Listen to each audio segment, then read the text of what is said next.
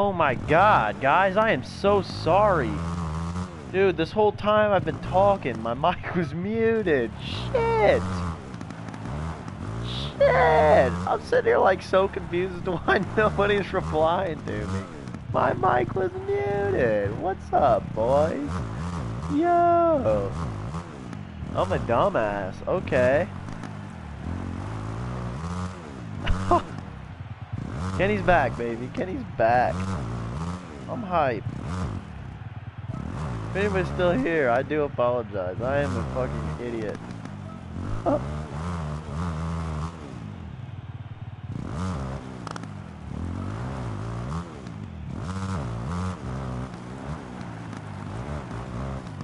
Is there anybody here?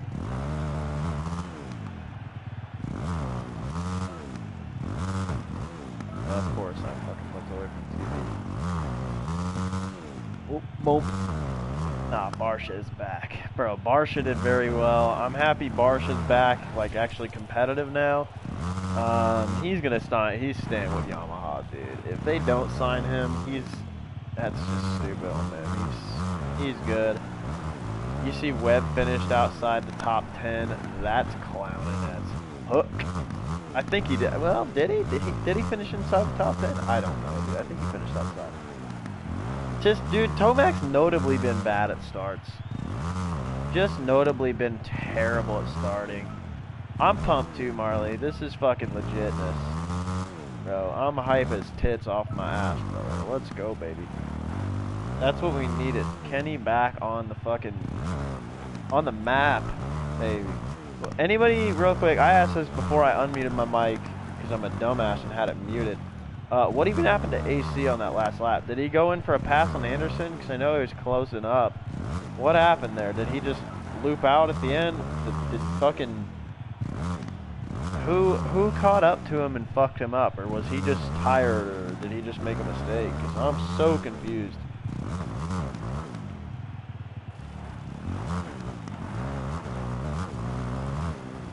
I don't think anybody said what happened to him. I know it wasn't on video or on the you know, the screen.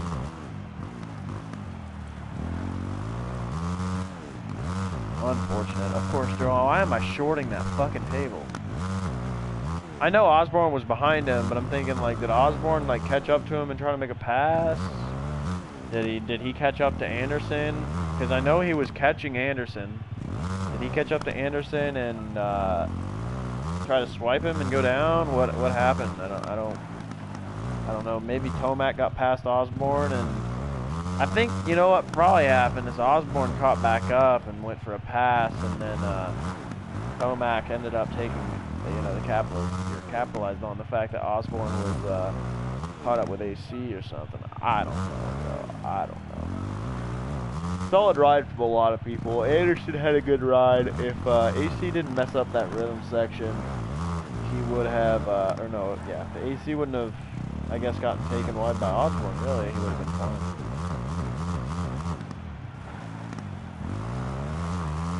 Yeah, no, I mean, Tomac's playing it smart now. I mean, he's way closer in the championship than he was years ago. Obviously, he had the red plate pretty close to now last year, but he just threw it away at the end. So he's really got to, you know, if he's trying to play this championship, he's got to play it very smart.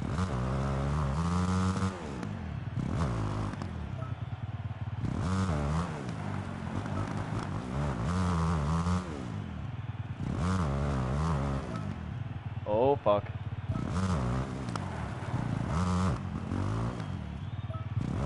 So for those of you guys who watch Wyndham 151's video, yes, this track you can do a lot of different things on. The biggest thing is I don't think he was on a KTM, and actually he was on KTM, but he was very much so running in very weird shifting patterns. So if you watch that, he said like some of the jumps are hard. They're hard to make, but you can get them once you get the track's rhythms down. The biggest thing, if you ever play one of my custom tracks, is you'll notice that the rhythms actually do require you to hit them at a good speed, and you have to have momentum through the corners. So that's just one thing there. You're supposed to triple this. Wyndham, I believe, was trying to double, triple, and then single out. Normally, the way I had that set was supposed to be a tire tap double over, then triple, and that's what ended up happening. Kind of happening. They were doing a tire tap triple. That one you can double triple, or you can triple in and double out. So yeah, very good. What's up, MG? Now he's 5th in points. Yeah, he's right behind Toma, or what's his wiener? AC. AC. It was so sad when Jet went down. He's only 16 and he almost got it. Bro. If Jet wouldn't have had the problem, the thing was, he didn't even really go down. He had an issue with the tough block, didn't he? And his bike just kind of messed up. So he had to go into what's it called, the pit, to get something out of his brake lever, or to kick his brake lever or his foot peg out or something. So that's kind of how that happened. I wish Jet Lawrence could have gotten his first podium, but you know, I'll take a top 5, right? That's a good thing. Top 5 for Jet Lawrence, like, you can't beat that as a 16-year-old rookie who's barely ever raced Supercross. Like, this is supposed to be a year where he's barely making mains, and he just now about got a fucking podium and about won the race. To be honest, he was hauling ass. He was getting pretty close to Forkner. I think that Justin Cooper would have got him no matter what. I just don't think that it would have been until like the end of the race if he hadn't have hit the tough block. What's up, Angel? How you doing? So very cool to see. I'm happy Forkner won. Forkner's who I wanted to win, however, like I predicted, and like I said in the community post earlier, if you guys did see that, I did have Ferrandis winning, and then AC. I'm not going to get off of AC's bandwagon, bro. I'm waiting. I'm just going to keep putting AC until he wins, man. I just don't know. I want to see him win. I'm doing good. Had a really good day at work today. Had $150 come in pretty quick and easy, just based off my commission on the low commission stuff. So it's not a lot, but it's a pretty good amount for one day. So can't be too upset. So you know, we out here. Marley. Are you racing pro outdoors and sim? If so, I want you on my team. I will make you a bike. I will give you gear. If you want, you can have Fox gear. However, Troy Lee designs gear team, so you can run my bike in my graphics and shit and represent the squad. It's a KTM. It's that bike that I've had. However, I can adjust. I can change it to Fox or Shift, whatever you want. However, I would need you to get me the PSD.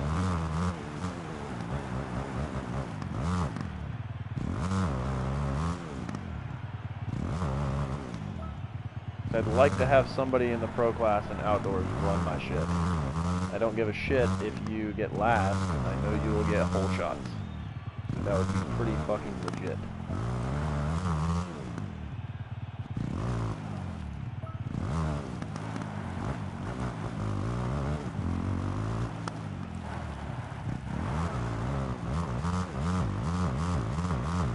Sick. Fuck you, Marley. I see how it is. God damn it. Can I just get the step on, please? I keep choking my own step on. Everybody else who built this track made the step on stupid as fuck easy. I'm like the only person that decided to make it difficult at St. Louis.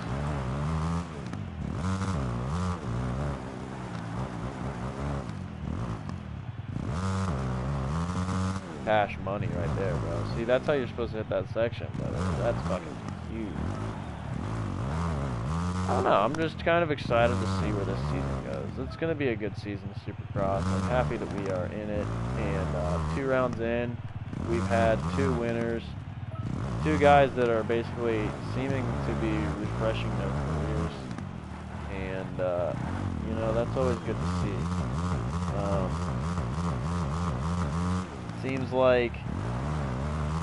Seems like Roxon's back, which is what we want. Barsha seems to be racing super good. Anderson's doing okay. Adam Cincerella obviously coming into the mix is huge.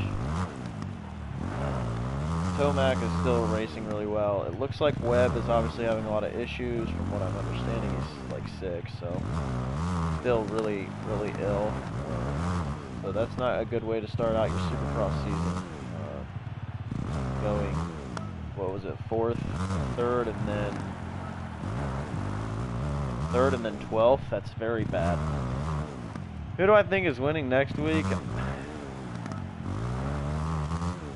Man, that's a good question. I think I have to say Adam. Man, I can't get off of Adam Cincerella. Like, Adam or Kenny? Adam, Kenny, or Eli. Those are my three that can win. I don't really have a predictor just yet, or a prediction just yet for it, just because with the way everybody's riding, it could be anybody. However, I see Eli coming in and having a really good weekend soon. I also see Kenny just going on a tear, and I also see Adam doing extremely well at Anaheim. So he's really good on West Coast dirt, and I would love to see Adam on, you know, at Anaheim again. He was extremely good, you know what I mean? So, and you know what? Maybe he doesn't get it done. I don't know. However, I mean, just that's who I'm thinking. And then I gotta go Fortner again. I think Fortner goes on a run here. I think Cooper does well, but I think that Fortner is gonna win. I mean, this dude literally gets starts.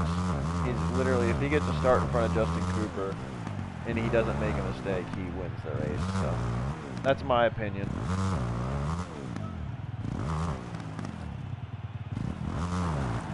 Fuck. Do you think AP will go back to GNCC? When he gets booted from Yamaha? No, he needs to stay in Supercross because he's got a single digit, man. People are gonna want to pick him up.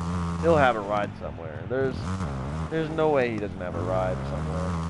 He's just having bad seasons. Especially, we haven't even seen him outdoors yet on a 450. This dude could come out and absolutely smack on 450 or on outdoors. Now, to be fair, I hope that doesn't mean that Barsha gets ousted this year if AP does really well in outdoors, because this dude is killing the class. I mean, Barsha is flying, right? Obviously, he's doing extremely well this year. He's got something good going on, but whatever it is, I just hope that Yamaha makes a correct decision. I think Barsha is the person to keep out of the two, at least at the start of the season, thinking about it, so. Probably get picked up by Suzuki. I mean, you know what? I can see him going to Rocky Mountain KTM. I don't think Suzuki will pick him up because they got Savachi. Savachi's their guy. Dude, if JGR drops Suzuki or drops Savachi, they're stupid, man. If Savachi's not on a factory team next time or like next year for Supercross, they made a mistake because Savachi is a very good rider. He would be up there with, in my opinion, with Zach Osborne right now. I think that he would be making that Suzuki look crazy good. I know it's not necessarily the best bike, but he'll make Suzuki look really good. I mean, last year he looked great. I mean, obviously he had some injuries. You know, we all know the story kind of, but I don't know. My opinion, Savachi is good on there. I don't think that. I just don't think Plessinger will go to Suzuki. I think that he'll probably take Vogel's spot on Rocky Mountain KTM. And it might even be Beta or Gas or whatever, Rocky Mountain Gas. No bull. Like, that's genuinely something that could happen. So, that's the thing. And you know what's crazy too is their HEP might be the factory Suzuki team next year, and JGR might be where the Rocky Mountain team is with KTM. Who knows? Who knows? There's a lot of rumors going around. I don't necessarily think it's true. I think that JGR is set at Suzuki, but I think what I've heard, Dustin Pipes is hoping that, you know, factory Suzuki opens up a spot and that Max Anstey makes them look crazy good outdoors, which he will. It's Max fucking Anstey. That dude is crazy fast, right? Oh, shit. Step on. Step off. Boom. Triple. Oh, that's not happening. Okay, hold up. Let's refresh this fucking TV. Or not TV, sorry.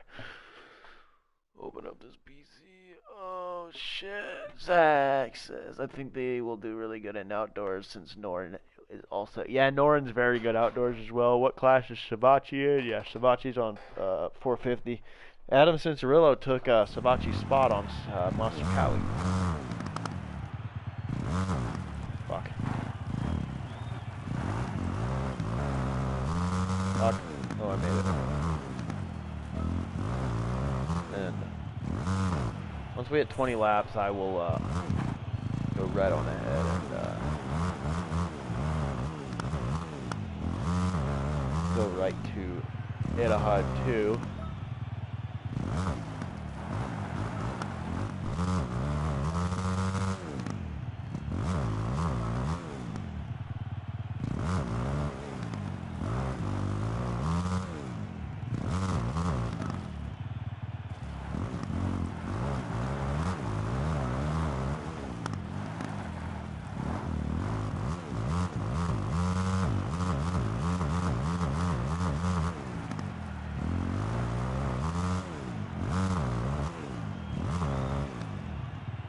Saying is that this St. Louis replica, there's not a better St. Louis replica. Like, I am too good at building tracks.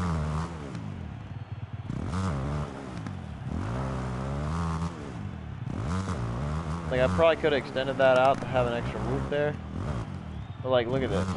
Double over, triple, triple. What were they doing in the main? That. I'll edit it and I can take that little thing out of there. But like, look at this shit, dude. Like, yeah, the track is a little slower, but god damn, I am too good at what I do.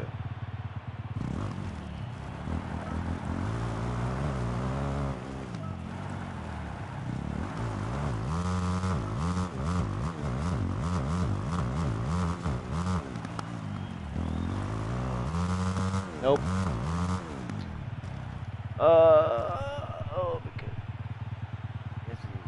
Keep looking, he's not there. Yeah, he's injured right now.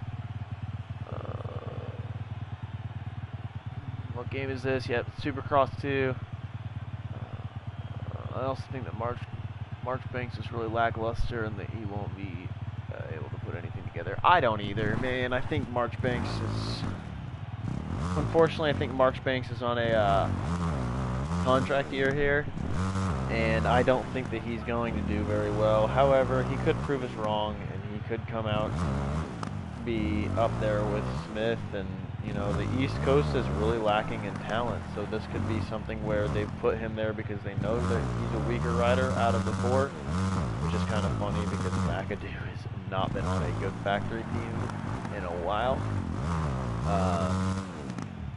So thinking about it, it's kind of funny that McAdoo comes in and he's a top 5 guy. He is a top 5 guy, by the way. McAdoo is top 5, however, he was hurt today. So no championship for him, but he's definitely a top 5 guy. Craig is a top 5 guy as well. Sad to see he got hurt.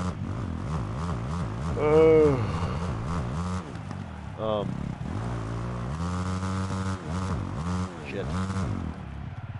I'm trying to think about it, man.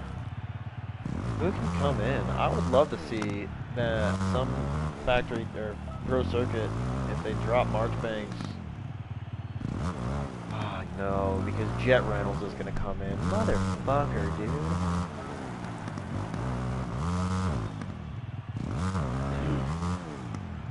I'd love to see somebody pick up Jacob Hayes, man. Jacob Hayes is crazy good. You know what I mean? He deserves a factory team. He deserved to be on factory Yamaha. He was crazy good last year.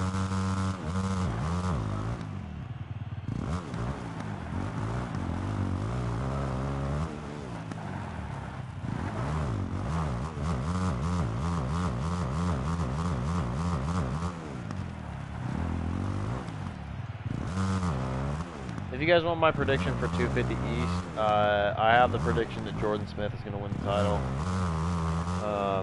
He was better than Cooper and Sexton last year. In my opinion, he was Fortner's biggest competition, but he got hurt. So Jordan Smith coming in, he's going to be better than Sexton. And he's on in my opinion, a way better bike too now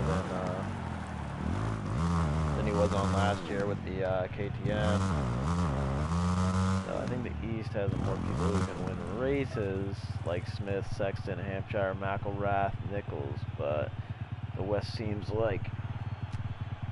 The thing is, though, like, I agree with you. I think that that's a coast that you can have more winners, but the problem is that in reality... Hold on. Shit. In reality, the competition is slower, in my opinion, because you look at it and like the fastest 3 guys in the series, well, I guess the fastest 5 guys in the series, in my opinion, are Forkner, Cooper, Ferrandis, and Smith and Sexton. I think those are the top 5 guys. If we had last year, it would have been Cincerillo, Ferrandis, Forkner, Smith, Sexton, and Cooper. That would have been 6. However, obviously, we're talking about this year. So, I mean, it was kind of split, but the thing was, like, West Coast had AC and Ferrandis, which were the 2 fastest dudes in the series. Ferrandis, in my opinion, is still the fastest guy in the series. It's just, man, it's hard to kind of see it, you know? It's... I just think that the West Coast is stacked twice in a row. 2 years in a row, the West Coast has been stacked. So this is a rough replica. I couldn't do a very good replica of Anaheim 2, so sorry, boys, but, you know, we out here trying our best to make a decent replica, and this is the best that I could do. Probably could have made a better start straight for it, but whatever, you know, we have a pretty decent one.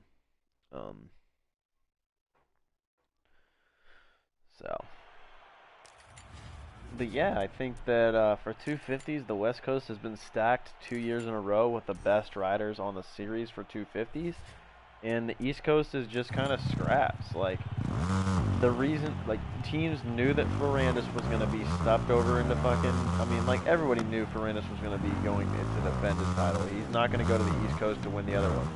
He's, you know, going to defend the West title. So, Pro Circuit put Forkner because they knew Forkner was the fastest guy on that coast. And they put Cooper to back him up because they're trying to get Shane an opportunity to win in his final season for 250s, a title. This is his final chance for a 250 title, right? So they gave him that opportunity. Now they put Smith, or Pro Circuit put Smith and Marchbanks over on the West, and that's not bad. Like, the thing is, I think power rankings, the way that the teams are spread, I mean, Pro Circuit has the best opportunity, in my opinion, to go 1-1 in both 250s, right? Like, I think they have the best chance. They have Jordan Smith on the East, who's insanely good on the East, as long as he doesn't get hurt, right? And Fortner's obviously the best guy on their team, and he has a huge opportunity, especially with how the points gap is now. I know that he is still second in the points, and Cooper still has the red plate for next week. However, if he keeps winning and he just goes on a spree, like, even if he gets second to Ferrandis, like, he can pretty much manage a championship at this point. Like, Ferrandis really has to step up and do crazy good to win this title. Like, he has to win basically from here on out, I think. I don't know what the exact positioning is. Let me check to see if RacerX has posted the... let's check, hold up. What are the points? Supercross Live. Let's see, did Supercross Live post this? No, they did not post the points. Wait, maybe they did. Hang on. Hold on. Sorry, guys.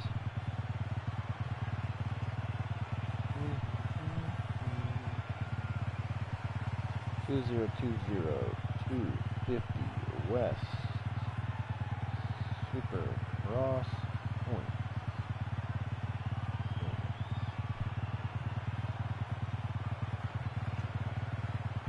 I bet it doesn't actually show. Yeah, it's not showing.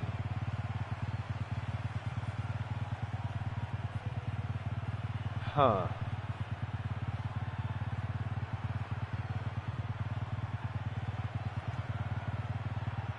Let's see. Give me a sec. I'm going to try to find it. Maybe Racer X posted it.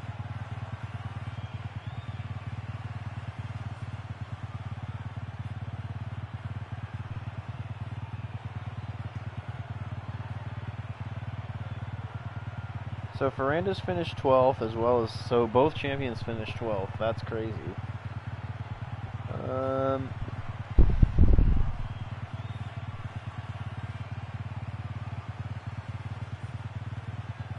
In 250s, top 6 covered every single brand. That's pretty cool. It's not telling me what the points were. However, I believe that Ferrandis is in a pretty big deficit. Obviously not directly behind Forkner. He's behind, you know, obviously everybody's behind Cooper. He's behind Forkner, but, you know, not by a crazy margin. I mean, he's still down by a pretty good margin, obviously. 26 points to, I want to say, 12th is like 10, something like that. So 16 points, he was up on him. I mean, he's up. He could win the. He could definitely, you know, win the championship pretty easily. Cooper has a couple races he could lose as well, I think, and he could still win the title. Forkner is really, I guess, needing to win. Obviously, so is Ferrandis, but if Forkner wants to win the title, he could pretty much go on a tear here in the next couple of races. Ferrandis could figure out his starts at the end of their series, and Forkner could just kind of phone it in. Same thing with Cooper. If Cooper just phones it in, he could win the title. But that's how that's going to shape out. Obviously, Cooper Webb's at a huge deficit now, too. I mean, it's still a salvageable or salvage kind of deal, but it's a pretty big deficit. I mean, he could do it. Obviously, he's got 17 rounds instead of, you know, the, what is it? I think it's 8 rounds for everybody, 9 rounds for everybody. Maybe, I don't know. It's 8 rounds, maybe. No, it's 9. You're right. I'm bummed. It's 9 rounds. 9 rounds for everybody. It's pretty cool. If I had a favorite track from 2020, man, it would have to be, in the first half at least, St. Louis. I'd have to take a look at the track map. Sorry it took me a long time to kind of get to the questions, the comments.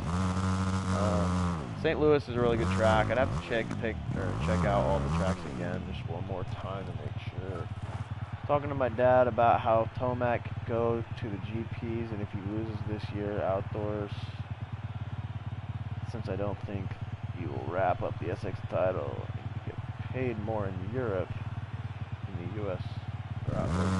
I don't know if that's true. I think that might be not entirely true. I think obviously Tomac would get paid a lot, but I think the problem is the same thing that happened to Villapoto would happen to Tomac. I don't think Tomac could go over there and win. I think that he would go over there and be a podium guy and win a couple races, but with Hurlings is just too fast, man. He really is. Like, there is no chance, unless Hurlings comes to the U.S.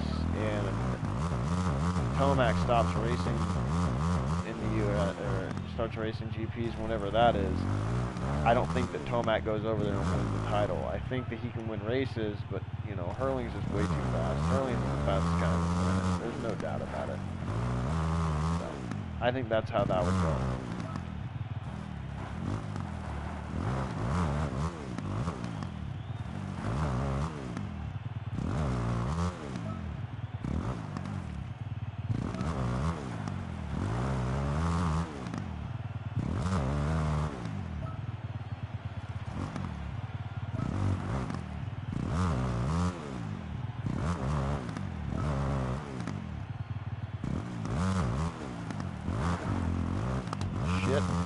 right on the track, bitch. Of course, we're not hitting the triple.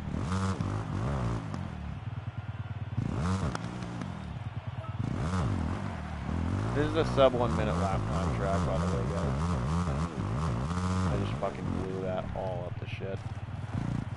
I think I hit a 55. Carson Mumford's racing 250 East. Still though, like, so is Joe Shimoda. Like, they're not gonna do shit. Like, the big players over there are obviously the star guys. Smith, Sexton, and maybe Dakotas. But that's it. And Hampshire. Sorry, Hampshire's apparently calling tail, and I could see RJ doing stupid good.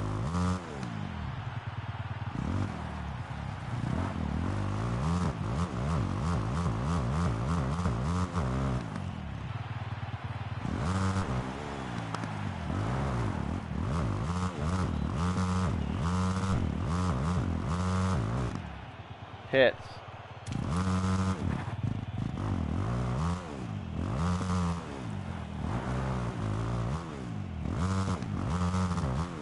Hits.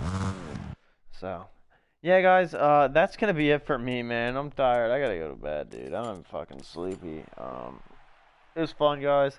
I appreciate everybody stopping by. Hopefully, you guys enjoyed the race. I had a great time. You know, obviously, I loved the race. The race is a really good race. Very happy with it. I mean, what more can you ask for? It's just such a solid, you know, obviously, you know, conclusion to the night. Happy to see Kenny win his first race in a long time, and yeah, it's just great to see. So that's my thoughts.